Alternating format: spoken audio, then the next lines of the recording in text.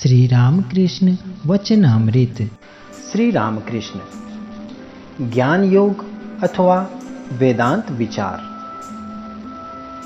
विद्यासागर बड़े विद्वान हैं। जब संस्कृत कॉलेज में पढ़ते थे तब अपनी श्रेणी के सबसे अच्छे छात्र थे।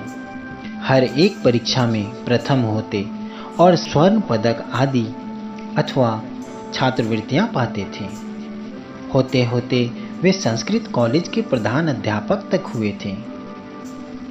संस्कृत व्याकरण तथा काव्य में उन्होंने विशेष ज्ञान प्राप्त किया था। स्वयं के प्रयत्न से अंग्रेजी सीखी थी। विद्यासागर किसी को धर्म शिक्षा नहीं देते थे। वे दर्शनादि ग्रंथ पढ़ चुके थे।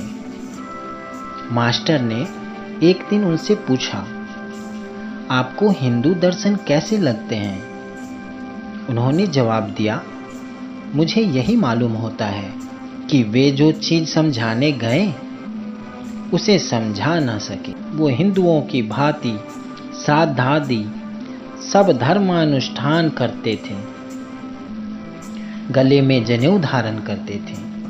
अपनी भाषा में जो पत्र लिखते थे उनमें सबसे पहले श्री हरि शरणम यह ईश्वर वंदनात्मक वाक्य लिखते थे। मास्टर ने और एक दिन उनको ईश्वर के विषय में यह कहते सुना, ईश्वर को कोई जान तो सकता नहीं, फिर करना क्या चाहिए? मेरी समझ में हम लोगों को ऐसा होना चाहिए कि यदि सब कोई वैसे हो तो यह पृथ्वी स्वर्ग बन जाए। हर एक को ऐसी चेष्टा करनी चाहिए कि जिससे जगत का भला हो।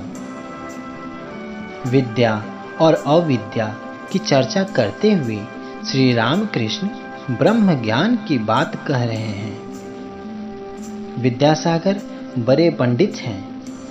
शायद षड्दर्शन पढ़कर उन्होंने देखा है कि ईश्वर के विषय में कुछ भी जानना संभव नहीं। श्री रामकृष्ण ब्रह्म विद्या और अविद्या दोनों के परे हैं। वह मायातीत हैं।